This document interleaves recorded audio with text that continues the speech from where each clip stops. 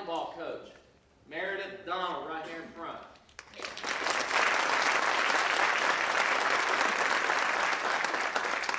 Our new football coach, Ron Lee. Are you here? I'm in the back. He's in the back, Jack.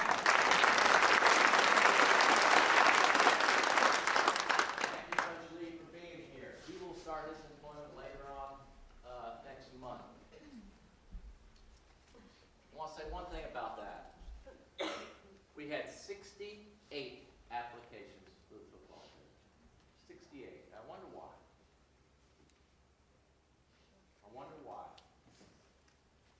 Because people want to be a part of what we got going on.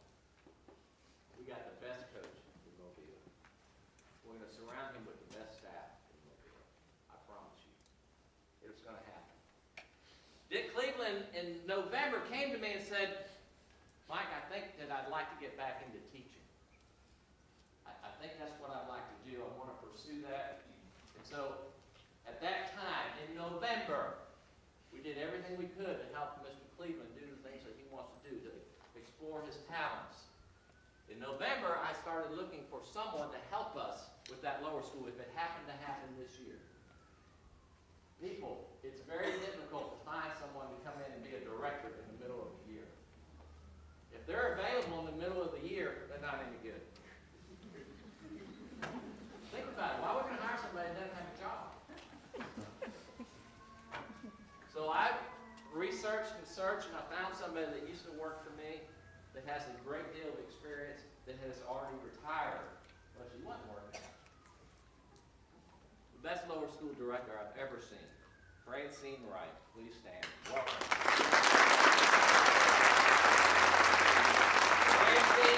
Francine will be with us through the month of May, and maybe, you never know what could happen after that.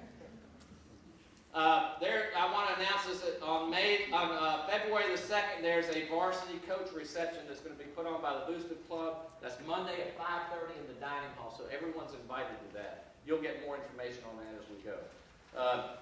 Our community involvement, I didn't talk about that. I wanted to go back to that. We have gotten and charged our kids with being more involved in our community. I think we need to do a better job of that. We really do. But it takes volunteers. It takes people to initiate those programs and get out in this community and help the people in this community that need help. So we're going to continue to pursue that in the year to come. So keep that in mind. Let's move on with the honor code. I think that we have changed a little bit, improved, enhanced the culture of our school. I think that we have always realized how academics is the most important thing that we do. But I also think the way that we raise our kids, the way that we treat our students is very important. We want to set our standards high enough that it's the way that you want your child to be raised. I've got a dog in this fight.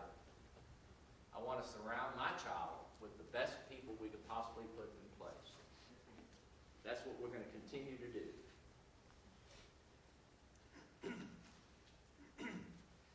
Our students have gotten to the point where they actually, in most cases, want to be in class. They don't want to miss class. Remember we talked about this last year? It was easy to miss. It was easy to make up the work.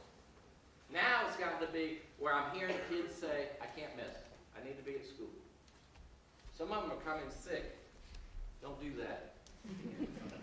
One came with lice. We didn't know. Anyway, I think they all have got the feeling that education is important. That academics is what's going to carry us from now on. It's not athletics. It's not all these other things that we talk about. It's academics. And I promise you, last year, I continue to promise you, we're going to do the best we can to put the right people in the right place to make our academic culture here the best it could be and the best in Mobile. I really believe that we're going to have the best school in Mobile if we don't already have it. We've raised our standards again. We continue to do that. Our discipline has become minimal. Minimal discipline issues. The line on this campus is still there, but not as well attended as it used to be. Not as well attended. Maybe it's because we got a Dean of Students that's 6'8", 280 pounds. I don't know. We've added a new word. Excellence. All we want to do is do the best we can. Excellence. Excellence is the standard that we want to uphold in every single thing we do. I think as an auto dealer or company that says the pursuit of excellence, I think that's a great line. We're going to continue to uphold our excellence as best we can. We expect excellence not only from our students, not only from our faculty, but from our parents, from our grandparents, from our administration, from everybody. Everything we do, we expect excellence. Sometimes we don't uphold that, but we're trying. We're trying to do the best we can. I think we have a family atmosphere here. I think when there was a survey done and when I talk to people all the time, it's, why are you at St. Luke's? Well, I really enjoy the family atmosphere. It's really a fun place to be. I enjoy everybody that I deal with. Everybody is friendly to me. I feel it. I think the parents feel it as well. We feel this atmosphere when we're attending events, drama productions, our robotics competition, which, by the way, was phenomenal this year. If you missed out on what they did, it was unbelievable. Congratulations.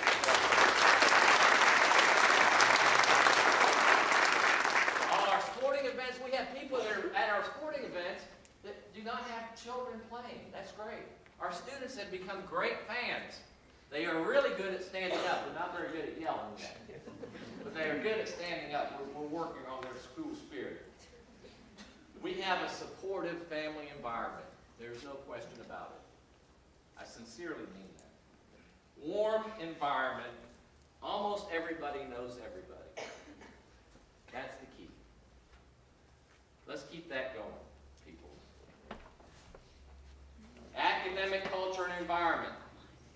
Because we're a smaller school, even though we're approaching 700, we still got that culture where academics and our environment and our family, all that comes together and makes a good school. We got it going here in that regard. Please keep that in mind, that this is where we want to be. This is where our kids want to be. This is where you want your kids. And if I grew up going to St. Luke's, I'd want to teach here. Good evening, everyone. No. Supposed to do it back there. My name is Ashton Councilman. I am an alum, a parent, and a kindergarten teacher at St. Can y'all hear me? I'm a kindergarten teacher at St. Luke's. I started out going to St. Luke's when I was 4, and I had Corinne Williamson, which y'all probably know as Corinne Betvies. And ever since I was in her class, I wanted to teach kindergarten at St. Luke's. So I'm just like living my dream, and I'm so happy to be here. And when I was in kindergarten, Annie Gwynn was teaching kindergarten across the hall for me, and now my daughter has Annie Gwynn. It's just a surreal experience, and I'm looking at somebody in the audience right now who I went to school with, and now I'm teaching their son, and it's just, I'm just living my dream, and I'm so honored and just blessed and fortunate to be a part of St. Luke's family and community. So thank you.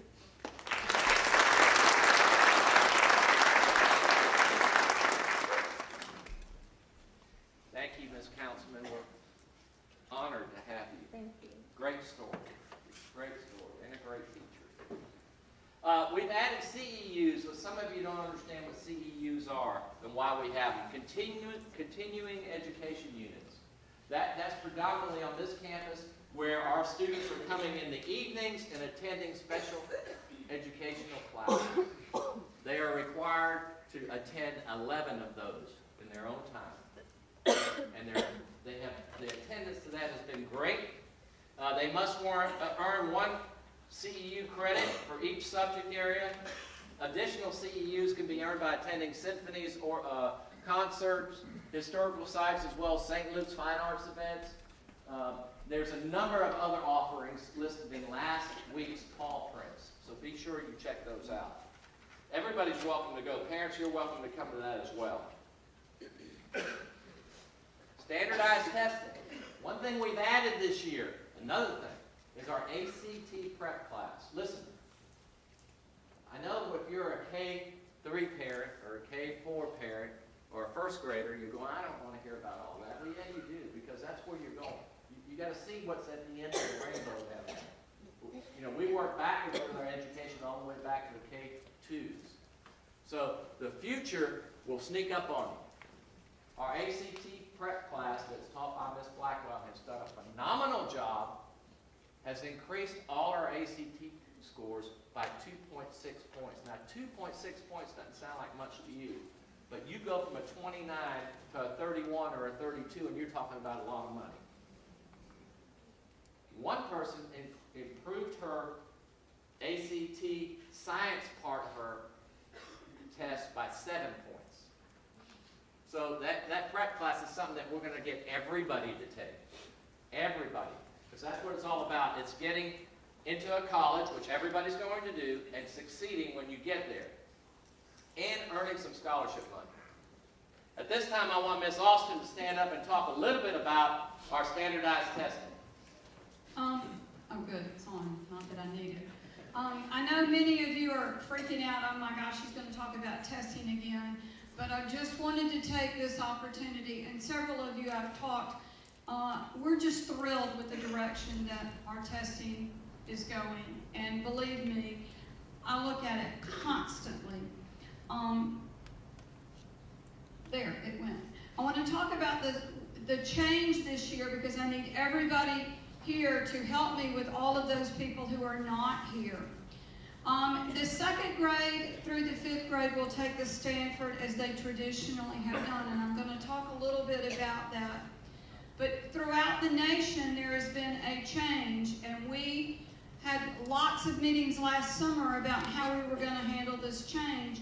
And we will be taking on this campus the Aspire testing. On the board is our whole test curriculum, and we're going to take it. It's a brand new test.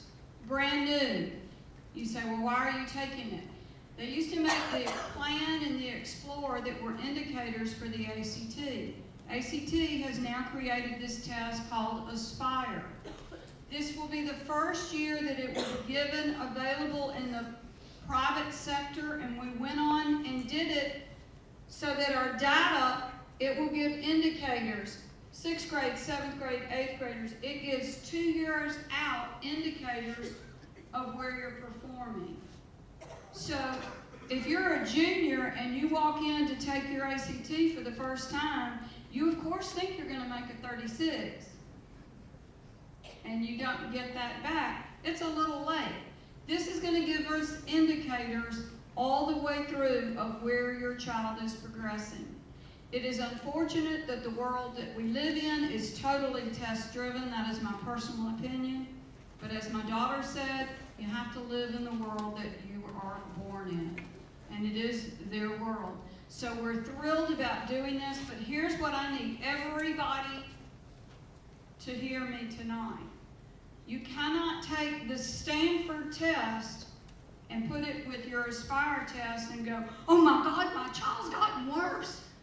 You cannot compare those tests. They're given to different populations, different norming pools. It's like taking a goldfish and throwing it in the ocean. You kind of don't do that.